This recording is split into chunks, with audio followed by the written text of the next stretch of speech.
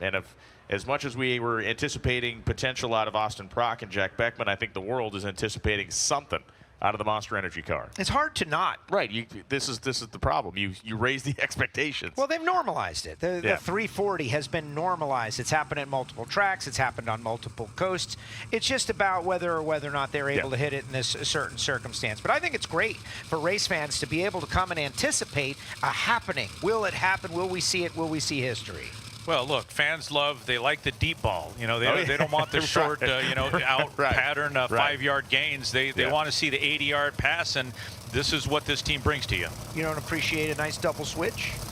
Look, a bloop single and a right is nice every now and again, but somebody hits one 500 feet into the upper deck tends to get people a little more wound up. Yeah, we like power.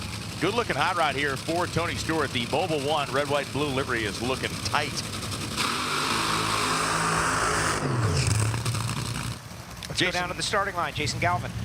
And Joe, to your point of normalizing 340, I talked to David Grubnick about the differences from their record runs last week to this week. He said, if anything, the track here at Sonoma, he believes, is a better track surface to try to generate those speeds. And his job is simply to get the car past 60 feet. If it does, it will do the rest.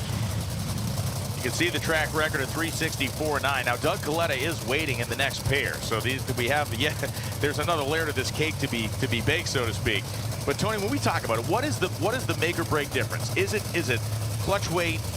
What is that make or break difference in the first 60 feet on a night like this? Well, when it cools off, the power really comes to the motor. I mean, it'll increase the power without the tuner doing anything. The tuner has to balance it. He's going to change the clutch setup. They put new tires, a shorter tire. But you notice they've taken off those side kick-out wings. They do on this car. They want to take advantage. They want to reduce the drag. You look over at Tony Stewart's car, they keep them on, so it's a different approach.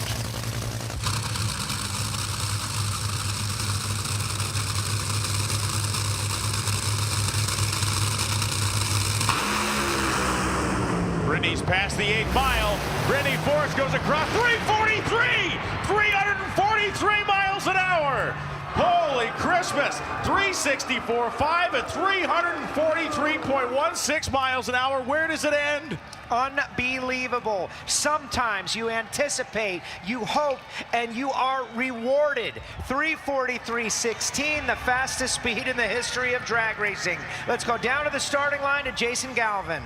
With David Grubnick, and they're setting speed records, and then there's 343 miles per hour. Where does that come from? The engine. Right now, we're happy with that.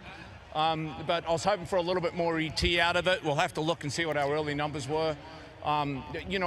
What's important to us is winning rounds and getting another championship for Brittany. So that's where we're going to put all our focus on. But, that's a little bit of icing on the cake. 304.94 miles an hour in the 8th mile. There is, my God, just look at it. Yeah, we're all Jordan speechless. Vandergris with John Force. Jordan is hunting down John Force. Well, he does that, though, Joe. This is 819 down low for David. Fantasyland. 819 down low. But the number that matters that you just mentioned, just in terms of building momentum, 304.94 to the 8th mile. Let's go back downstairs to Jordan Vandergriff, who has caught up with the GOAT. John Force, your daughter Brittany Force, just went 343 miles per hour. Did you ever think a speed like that was possible?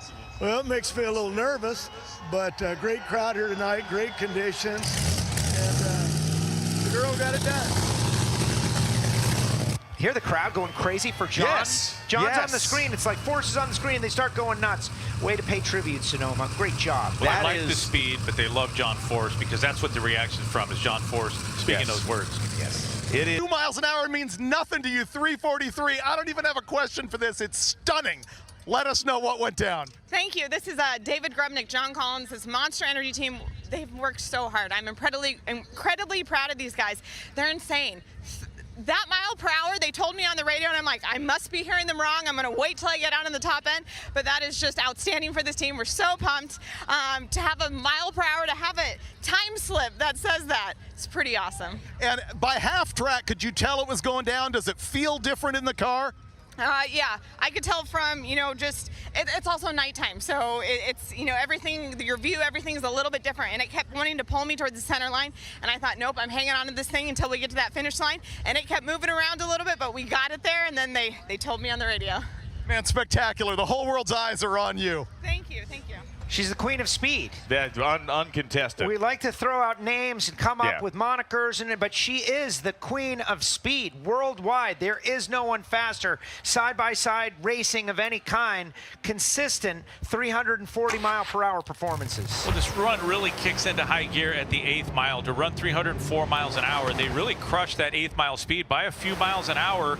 The tuner, David Grubnick, he says they want ET. That's what wins races. But with this kind of fine-tuning with the fuel system, the wins are going to come. 343 miles an hour. That means the power's there. He's finally tuned the fuel system. Everything in the engine, the clutch is in sync. And when they figure out how to accelerate this car slightly better early in the run, that's when they gain a competitive edge. The thing that is mind-boggling is we're going to watch this run again, because why shouldn't we? It's the Mona Lisa of drag racing. Watch the control, the amount of control that tire is under. That tire is not trying to shake. It's not trying to do anything. It is making what is effectively the perfect amount of wheel speed. Well, it's got the right amount of wheel speed. It is accelerating.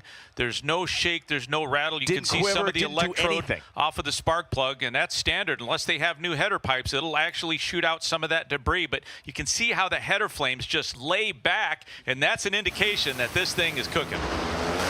Just a stunning performance.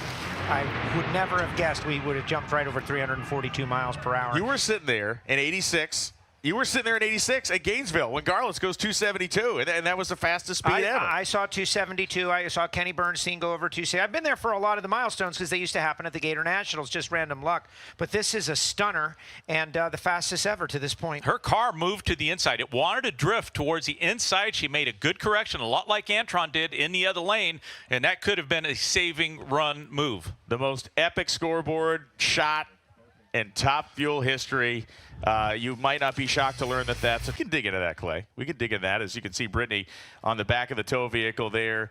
We're going to get a look at the qualifying order and the quickest 8 cars in Top Fuel. And I stress quickest because well, look at this. 364.5. Coletta's at 366.1. Milliken, Brown, Stewart, Hart, Zetterstrom, and Ashley are your quick 8.